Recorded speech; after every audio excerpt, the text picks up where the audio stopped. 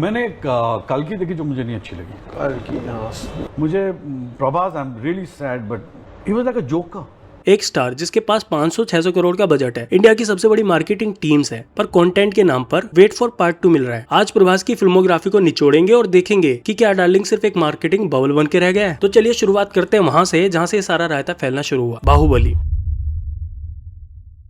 लोग कहते कि प्रभास ने इंडिया को पैन इंडिया का मैप दिया, पर सच बात तो ये है कि प्रभास उस रास्ते पर खड़ा एक मॉडल था। ड्राइवर सीट पे तो एसएस राजामौली बैठे थे। देखो, राजामौली को पता है कि इंडियन ऑडियंस को मॉडर्न गॉड कैसे बेचना है। बाहुबली में प्रभास की एक्टिंग से ज्यादा उसकी जियोग्राफी पे काम हुआ था। फ्रेम का एंगल, बैकग्राउंड स्कोर और वो सीजीआई से बनाए 100 फीट के मसल्स, ये सब मिलके एक माइथोलॉजिकल ओरा क्रिएट कर रहे थे। राजामौली ने प्रभास को एज एन एक्टर नहीं, एज ए कैरेक्टर ट्रीट किया। एक ऐसी मूर्ति जिसके चारों तरफ स्टोरी घूमती है। जब शिवा वो भारी शिवलिंग उठाता है तो आप प्रभास के एक्सप्रेशंस नहीं देखते, आप उस ग्रैंडियोर को फील करते हो जो राजामौली ने क्रिएट किया। यही प्रभास की सबसे बड़ी ब्लेसिंग बनी और आगे चलकर उसका सबसे बड़ा कर्स भी। प्रॉब्लम ये हुई, बाहुबली के बाद प्रभास को लगा कि वो ओरा उसका अपना बनाया हुआ है, पर भाई वो ओरा तो राजामौली के लेंसेज और एडिटिंग टेबल पर बना था। बिना राजामौली के विजन के प्रभास एक ऐसा वॉरियर रह गया था जिसके पास तलवार तो है पर उसे चलाने वाला दिमाग नहीं। बाहुबली ने प्रभास को सुपरस्टार तो बनाया, पर वो सुपरस्टार राजामौली का विजन था। प्रभास ने वहां खड़े होकर बस वो काम किया जो राजामौली ने उसे करने को कहा और हमने सोचा कि एक्टिंग हो रही है। राजामौली ने प्रभास को इतना ऊंचा पहाड़ चढ़वा दिया कि अब बेचारा वहां से नीचे उतरने को तैयार ही नहीं है, भले ही नीचे स्क्रिप्ट इंतजार कर रही हो। अगली 5 मूवीज में प्रभास ने एक्टिंग करने की कोशिश कम और बाहुबली दिखने की कोशिश ज्यादा करी है। तुम सुधरोगे नहीं,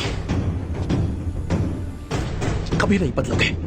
और फिर आती है साहो,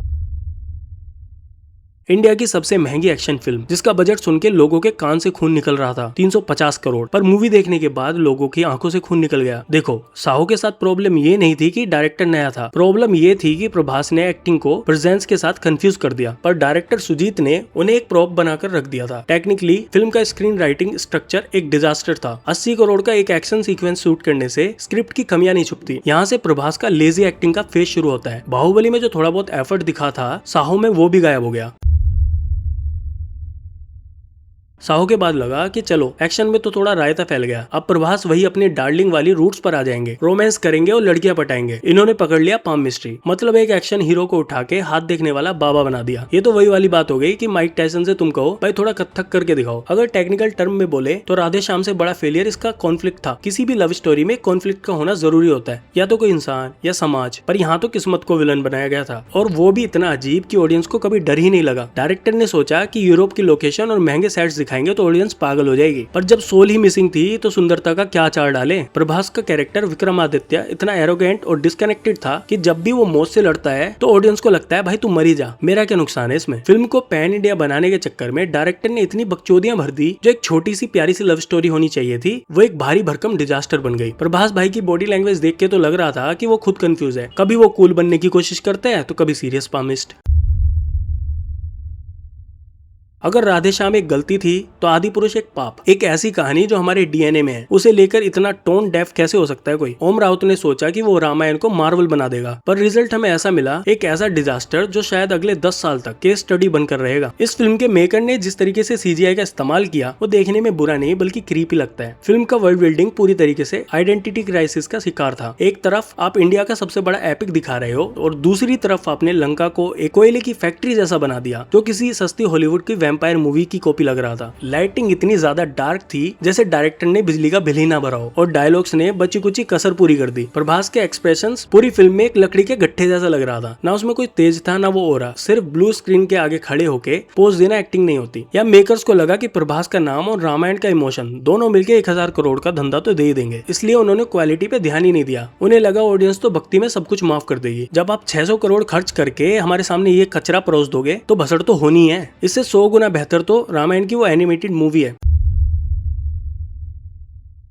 आदि पुरुष के मौत के कुएं से निकलने के बाद प्रभास को चाहिए था एक ऐसी मूवी जो उन्हें वापस मास गॉड बना दे, और वहां एंट्री होती है प्रशांत नील की। लोग कहने लगे द डायनासोर इज बैक, पर जब ये मूवी देखी तो समझ आया कि डायनासोर तो पूरी मूवी में खड़ा होने के पैसे ले रहा है बस। सलार का स्क्रीन प्ले स्ट्रक्चर बहुत बड़ा रिस्क था। प्रशांत नील ने यहाँ पैसिव प्रोटैगनिस्ट वाला फॉर्मूला यूज किया, मतलब हीरो तब तक कुछ नहीं कहेगा जब तक उसकी माँ या उसका दोस्त उसे परमिशन ना दे दे। फिल्म का 70% टाइम खान सर की हिस्ट्री और उसकी ट्राइब्स को समझने में निकल गया। इससे प्रॉब्लम ये होती है कि ऑडियंस को हीरो से कनेक्ट करने का मौका कहीं नहीं मिलता। ऑडियंस बस मैप देखने में बिजी हो जाती है। जब तक प्रभास एक्शन मोड में आता है तब तक इंटरवल हो चुका होता है। और वही KGF वाला एडिटिंग स्टाइल, हर 2 सेकंड में कट, हर सीन में स्लो मोशन। इससे फिल्म की पेसिंग इतनी हैवी हो गई थी कि स्टोरी आगे बढ़ने का नाम ही नहीं ले रही थी। प्रभास को एज एन एक्टर यूज ही नहीं किया गया। प्रभास पूरी मूवी में खंबे की तरह बस खड़ा था।